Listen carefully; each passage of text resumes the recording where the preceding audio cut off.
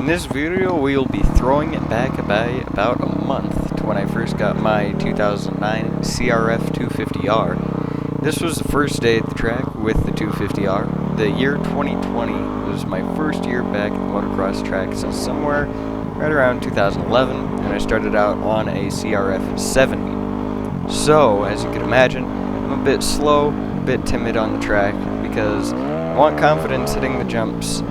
That way, I will not accidentally paralyze myself or break a bone or do something absolutely stupid. In the beginning of the year, I started out on my CRF 150R until I sold it to get this bike just recently.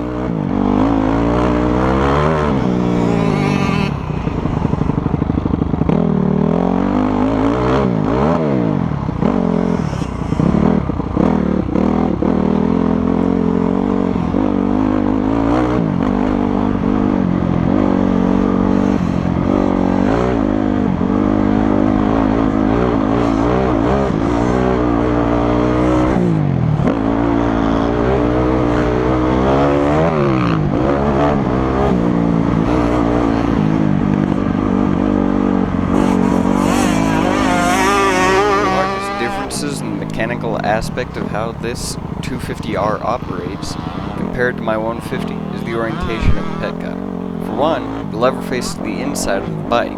This makes it so you need to look through the bike to see whether it is on. The other major difference is what orientation your lever is turned to allow fuel flow. The 150R had its petcock oriented like a pipe valve, meaning when the lever was parallel with the fuel line, there was gas flow. The 250, on the other hand, has it oriented so when it's turned on, the lever is perpendicular to the pipe, making things difficult to remember for me. I had been noticing a slight ticking noise this day, which made me think I had some sort of valve issue, which I didn't. Later I found out that the exhaust gasket was missing, so once I replaced that, the bike sounded just like normal. Now at this point, I was sure that my valves had bit the dust. However, I just forgot to turn on the petcock, and from now on, I never turn off the petcock once I've taken the bike out of the truck and I've done my first lap.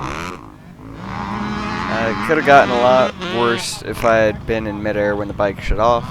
At that track, I was told that there were several incidents where the bike died while going over a jump. It caused some pretty bad crashes, so luckily I did not add to the number.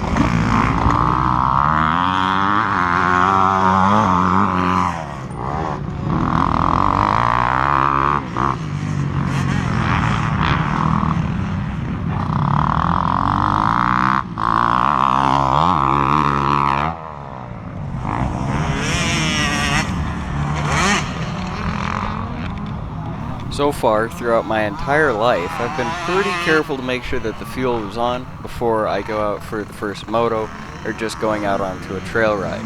So, it's kind of strange that this was the first time. Make sure that you guys subscribe to this channel as more content comes out along with a partial bike rebuild this winter. You don't want to miss it. Stick around.